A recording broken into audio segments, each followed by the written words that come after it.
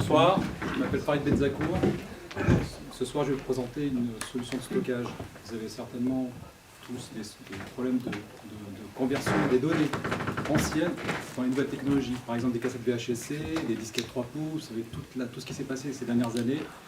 Et il y a un risque de perte de données. Donc ce soir, je vais vous présenter un disque qui permet de stocker des centaines d'images et de photos pour une très longue durée, plusieurs milliers d'années.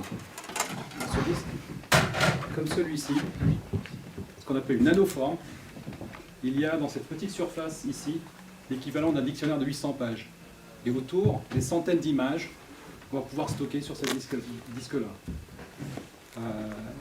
Cette nanoforme, grâce à Kickstarter, on espère donc vous inviter à financer une première nanoforme publique dans laquelle chaque personne pourra laisser pour quelques euros, quelques dizaines d'euros, un document, une photo, et qui sera stocké.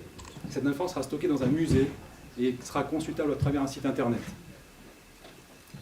Vous savez qu'avec les technologies modernes, les clés USB, vous stockez des données sur des clés USB, sur des disques durs, sur des DVD.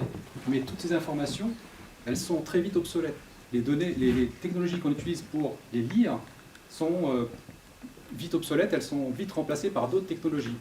Et donc, comment garantir en fait que ces données vont traverser plusieurs dizaines d'années? Donc, grâce à ce disque-là, on vous garantit de pouvoir conserver vos données de manière pérenne et pour une longue durée. En fait, qu'est-ce que c'est?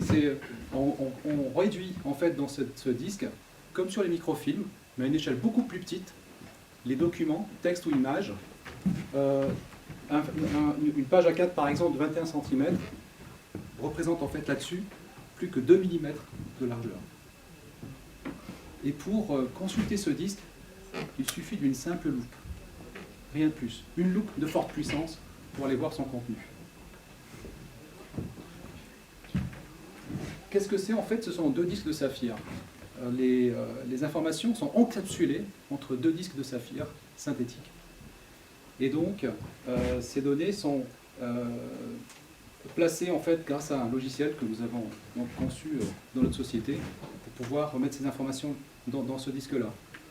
Ce disque sera en fait proposé pour quelques dizaines d'euros et le but c'est de pouvoir fabriquer cette nanoforme grand public et que chacun puisse laisser son document pour des générations futures. Je